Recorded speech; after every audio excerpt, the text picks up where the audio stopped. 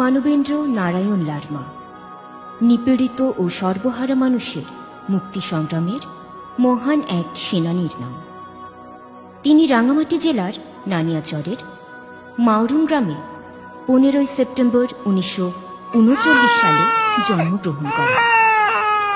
তিনি একাধারে ছিলেন শিক্ষক, আইনজীবী, প্রাদেশিক পরিষদের সদস্য ও অন্যায়ের বিরুদ্ধে প্রতিবাদী এক মহান ত্যাগী নেতা। 60 দশকে তৎকালীন পাকিস্তান সরকারের পাহাড়ের জন্মদুঃখী মানুষগুলোর ভিটেমাটি ডুবিয়ে দেওয়ার রাষ্ট্রীয় ষড়যন্ত্রের বিরুদ্ধে তিনি একাই রুখে দাঁড়িয়েছিলেন।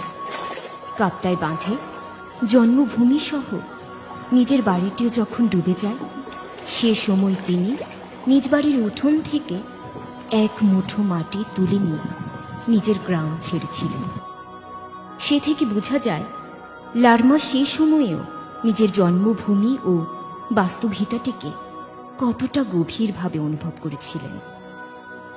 এমএন লারমা জম্ম জনগণের ভাগ্যের আকাশে মুক্তির ধ্রুবতারা, যে ধ্রুবতারা পথ দেখাবে যুগ থেকে যুগান্তরে। তার চেতনা জম্ম তরুণ প্রজন্মের মাঝে চিরকাল অনুকরণীয় হয়ে থাকবে। গণমানুষের মহান এই অবিসংবাদিত নেতা 1983 সালের 10 নভেম্বর ঘাতকদের বুলেটের আঘাতে মৃত্যুবরণ